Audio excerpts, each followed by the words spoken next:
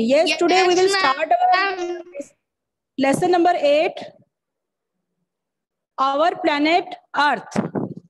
तो जैसा कि लास्ट चैप्टर में आपको बताया था कि हमारे सोलर सिस्टम में सन के अलावा 8 प्लैनेट्स होते हैं जो सन के चारों ओर चक्कर लगाते हैं, चारों ओर रिवॉल्व होते हैं। तो उसमें से थर्ड प्लैनेट है अर्थ। तो ये चैप्टर उस अर्थ के बारे में है। अर्थ का मतलब है धरती, जिस पर कि हम रहते हैं। तो लेसन की स्टार्टिंग में देखो ये पिक्चर्स बनी हुई हैं। Right the name of the following figures and colour them. तो ये क्या है? ये मून है, ये सन है। इसके अंदर आप ऑरेंज कलर करो और इसकी यहाँ पर येलो कलर करो। आप सन के अंदर आप सिल्वर कलर कर सकते हो। और ये है अर्थ, यहाँ पर लिखना है अर्थ। तो इसका जो ये व्हाइट पोर्शन दिख रहा है यहाँ पर आपको ब्लू कलर करना है। आई टोल्ड यू यस्टरडे, मैंने आपको बताया था कि अर्थ को हम ब्लू प्लेनेट भी कहते हैं क्योंकि इसका 70% पार्ट जो है वो वाटर है। तो लेट्स स्टार्ट द लेसन। ध्यान से सुनेंगे सब बच्चे। We live on earth. हम धरती पर रहते हैं। Earth is the only planet that has life on it. सिर्फ धरती ही एक ऐसा ग्रह है जिस पर की लाइफ होती है, जीवन होता है। It consist of land, water and air. It consist मतलब कि धरती पर क्या क्या होता है। इसके ऊपर जमीन होती है, पानी होता है और हवा होती है। अबाउट 70% ऑफ अर्थ सरफेस, धरती का सरफेस, धरती की सतह पर लगभग 70% पानी होता है। जैसे धरती की सतह है तो इसके ऊपर 70% जो है वो पानी होता है। एंड 30% इज लैंड, और है 30% जो है वो जमीन होती है। Which includes forest, mountains etcetera, जिसमें कि जंगल भी आते हैं, पहाड़ भी आते हैं और बाकी जगह भी आती है। The earth is surrounded by a layer of air which is called atmosphere. जो धरती होती है वो चारों ओर से एक हवा की लेयर, हवा की परत से ढकी हुई है, हवा की परत से सराउंडेड है, मतलब घेरी गई है, जिसको कि हम एटमॉस्फेयर कहते हैं। ये सब मैं आपको कल के लेक्चर में, कल के वीडियो में बता चुकी हूँ। तो आज आप ये लेसन रीड करोगे तो आपको और अच्छे से ये कंसेप्ट क्लियर हो जाएगा। अर्थ क्या होता है? Earth is one of the 8 planets. Earth जो है वो 8 प्लैनेट्स में से, 8 ग्रहों में से एक है।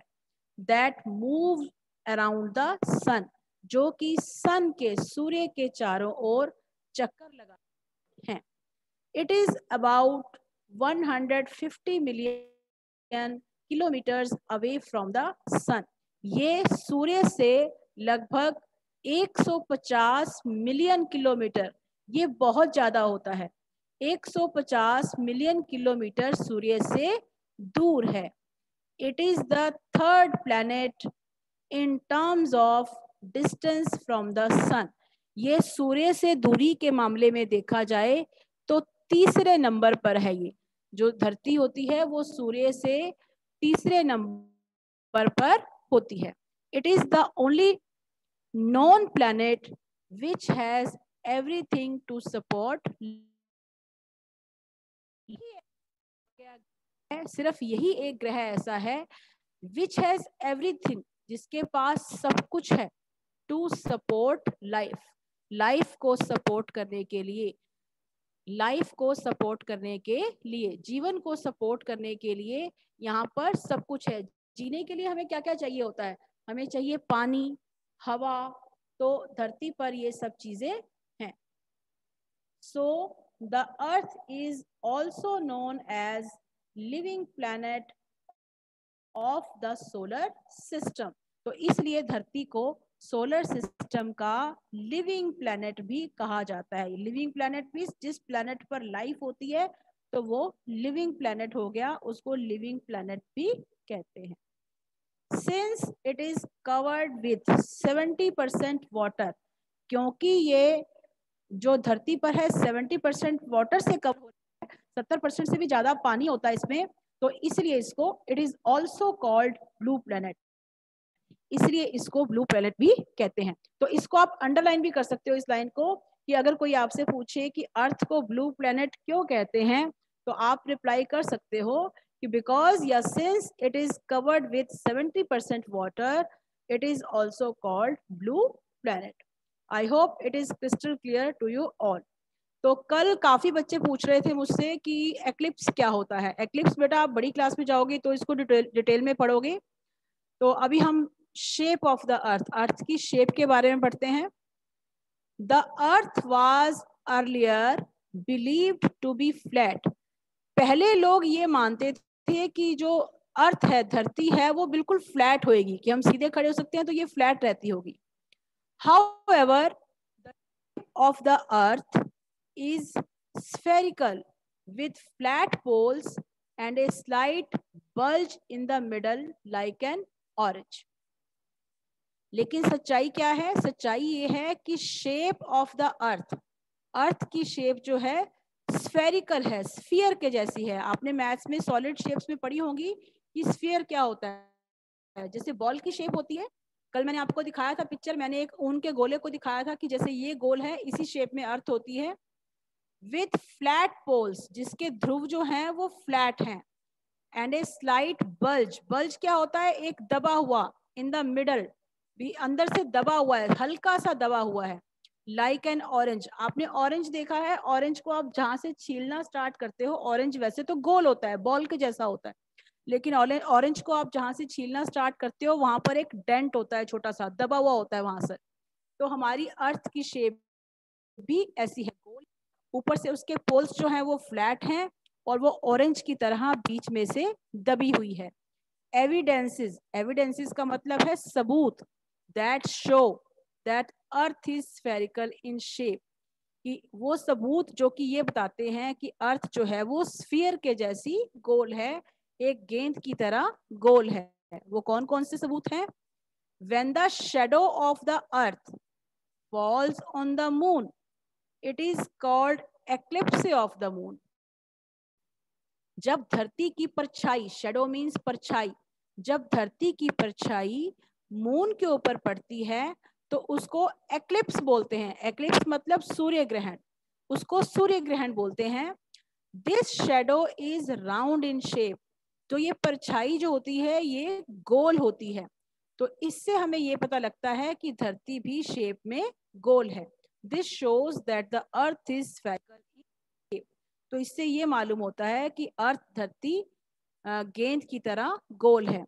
आप मेरी एक बात सुनो ध्यान से, किसी भी चीज की आप धूप में और धूप छांव के पास आप परछाई देखते हो, तो जिस चीज की शेप जैसी होती है उसकी परछाई की शेप भी वैसी होती है। अगर आप स्टिक पकड़ के देखोगे तो स्टिक की परछाई कैसी होगी? वो स्टिक जैसी होगी।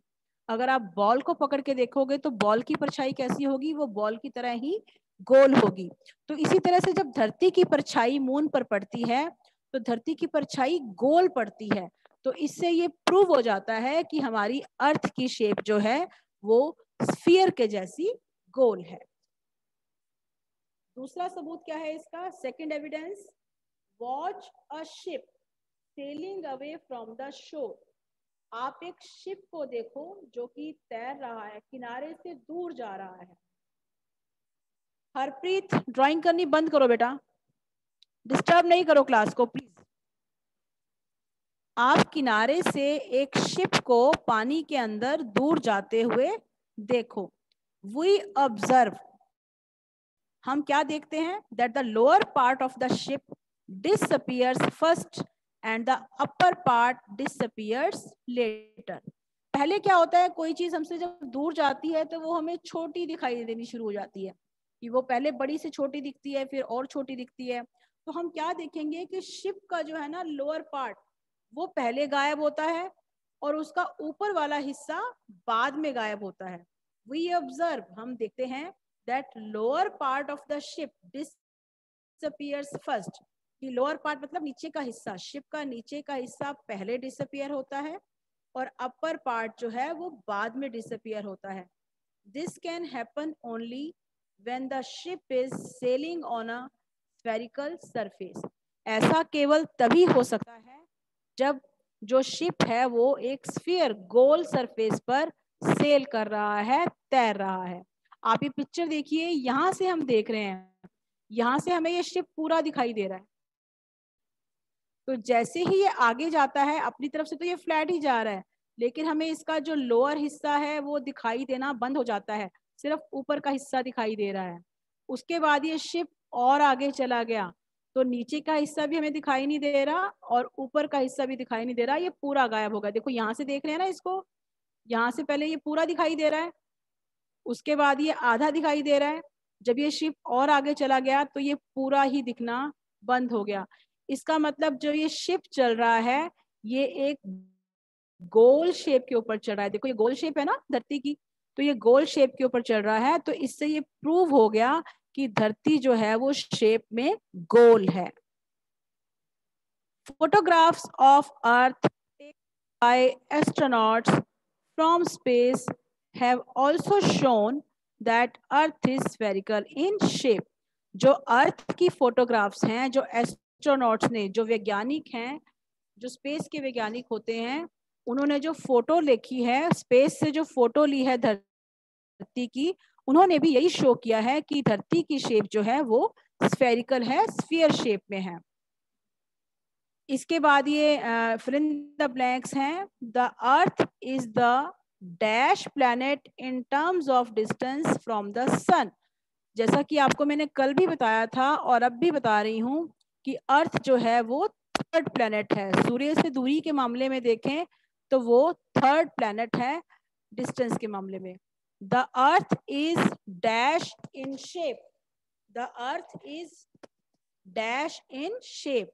तो अर्थ की शेप मैंने आपको बताई है कि इसकी शेप कैसी है, फ्लैट है या स्फेरिकल है। यहाँ पर आएगा स्फेरिकल, यहाँ पर स्फेरिकल फिल करेंगे। Dash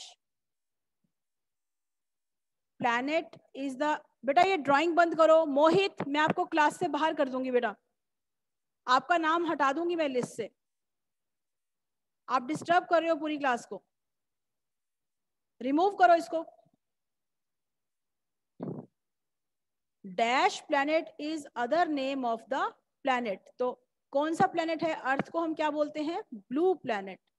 the dash surrounds the earth, Earth को कौन सराउंड करता है, एटमॉस्फेयर, हाइड्रोस्फीयर नहीं, एटमॉस्फेयर जो है वो अर्थ को सराउंड करता है।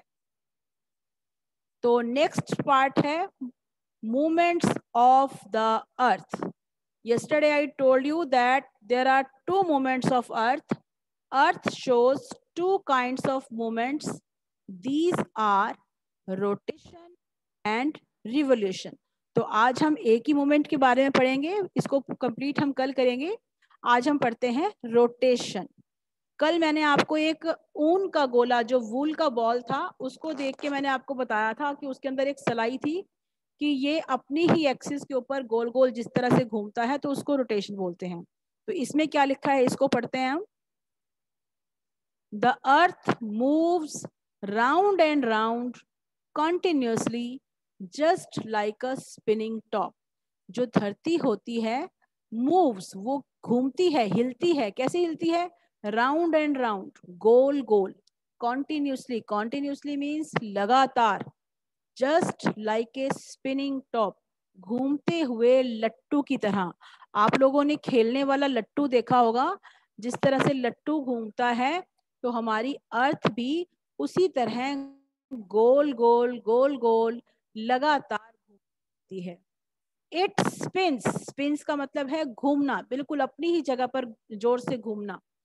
अबाउट एन इमेजिनरी लाइन, एक कल्पनीय लाइन, एक काल्पनिक लाइन होती है, पासिंग थ्रू इट्स सेंटर, जो इसके बीच में से निकल रही हो उसको क्या बोलते हैं, एक्सिस। ये कैसे घूमती है, ये एक काल्पनिक लाइन है। मान लो एक बॉल है और बॉल के अंदर हमने कोई भी सिलाई या कोई भी एक स्टिक बिल्कुल सेंटर से निकाल दी है, तो उसके चारों ओर घूमती है। जैसे कि दिखाई दे रहा है, देखो ये आपको लाइन दिखाई दे रही है, और जो ये धरती है ये ऐसे ऐसे ऐसे ऐसे ऐसे गोल गोल गोल गोल घूमती रहती है। तो इस लाइन को दोबारा से पढ़िए। It spins about an imaginary line passing through its centre, ये इसके सेंटर में से निकलने वाली एक इमेजिनरी लाइन जिसको कि एक्सिस कहते हैं, उसके चारों ओर गोल गोल घूमती रहती है।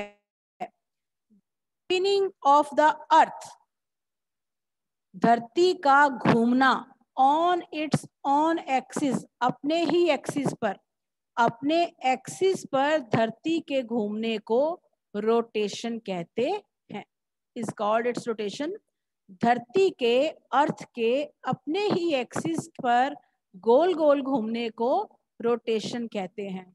The earth rotates from west to east and completes one rotation in 24 hours.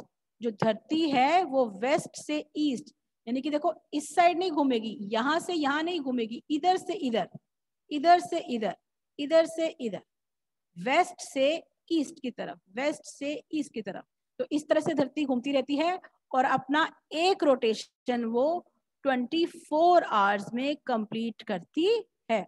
और मैंने कल आपको एक बात और भी बताई थी, अर्थ की रोटेशन से क्या बनते हैं, डे और नाइट। जो हिस्सा सूर्य के सामने होता है वहां पर दिन होता है, और जो हिस्सा सूर्य के सामने नहीं होता, जो पीछे की तरफ होता है, वहां पर रात होती है, वहां पर नाइट होती है।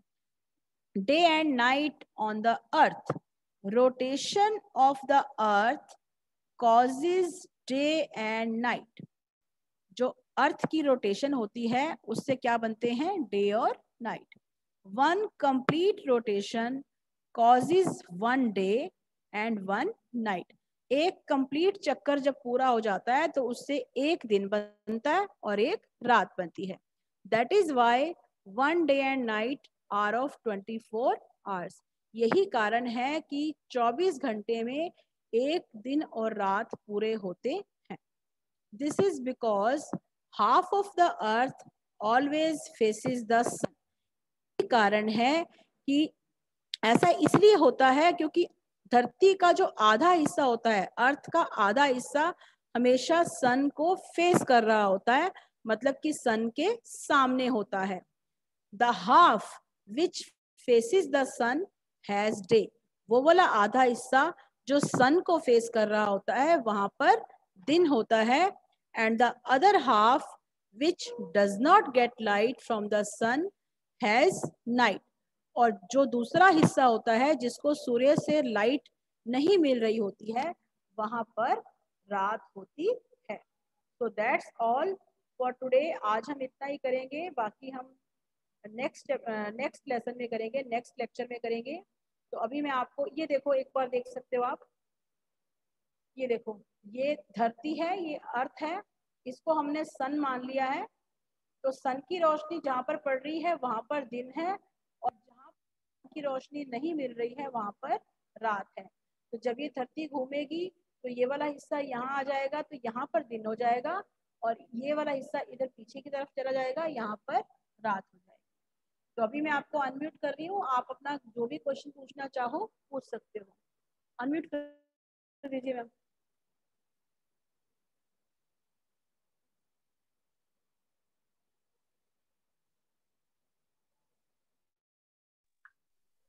लेकिन इतनी बड़ी खाली।